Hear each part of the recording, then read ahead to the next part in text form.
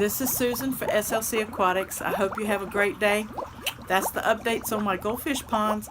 And if you have any questions, just ask away. And I'm still learning, and we can learn together.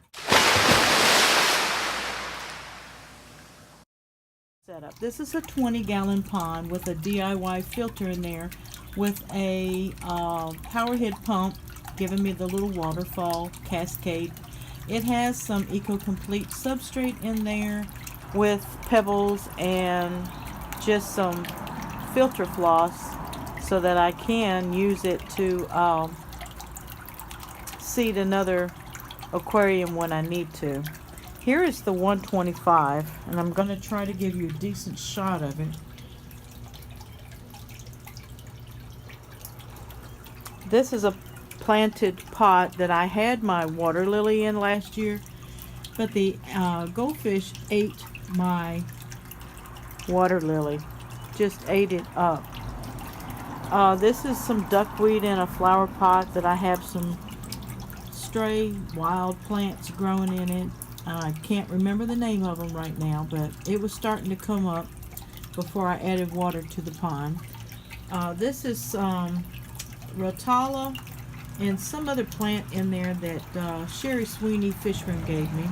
There is some hornswort there in the back around the air tube lines, and I do have 2 sponge filters ran by this Tetra air pump.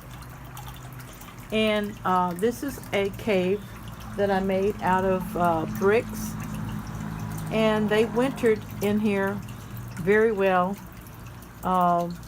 This is a house plant, just the regular lily that has the white flower that grows on it. This is a DIY filter in here out of a coffee can, and it has sponge and ceramic media in the bottom of it. So this is my mechanical filter. It's connected by a black hose into this power pump. It's a 1200 power pump. You see a little wave action on the surface of the water, not much. Doesn't do much bubbling.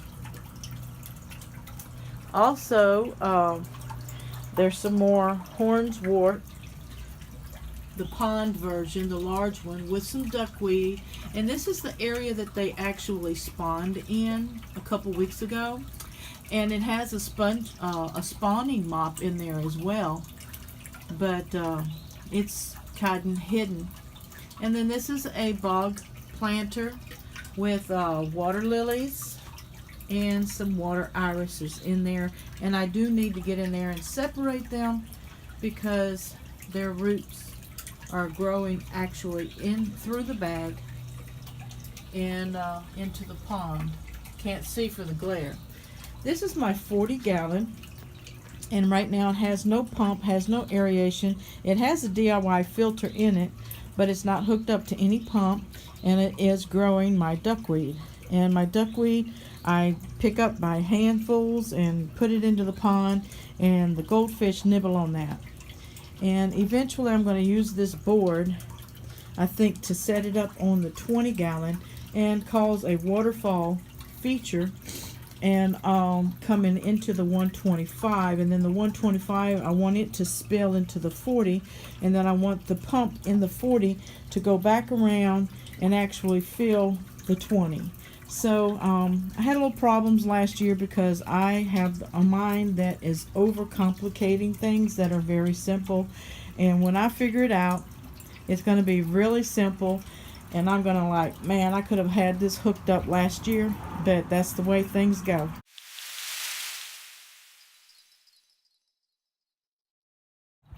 Hi, Susan for SLC Aquatics here. I'm going to do a little experiment about hand feeding my goldfish. So let's see how it goes. Come with me.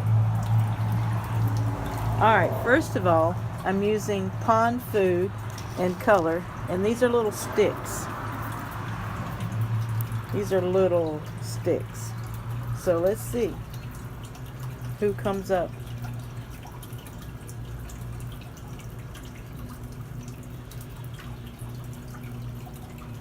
Okay, they're not quite used to me yet.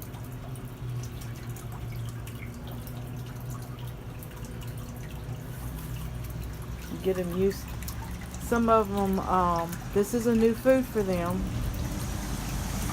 because I've been giving them the pellets, so they're still a little skittish eating off the top.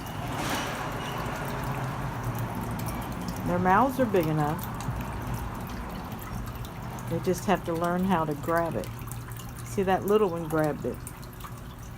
And he's just munching away. Let's try another one.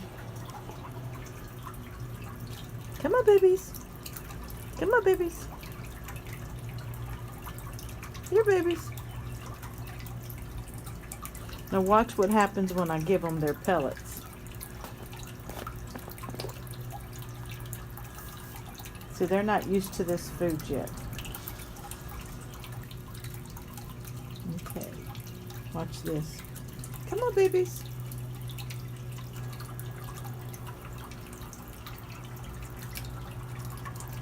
And they just eat that up.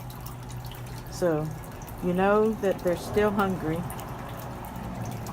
It's just that that pond stick food is a new food. But anyway, this has been a fun little experiment. It'd be better to train them with tweezers, I think, because my hand is still startling them. But I can drop those pellets in there with my fingers all in the water and everything, and they don't care. But it's just going to take some training. See ya.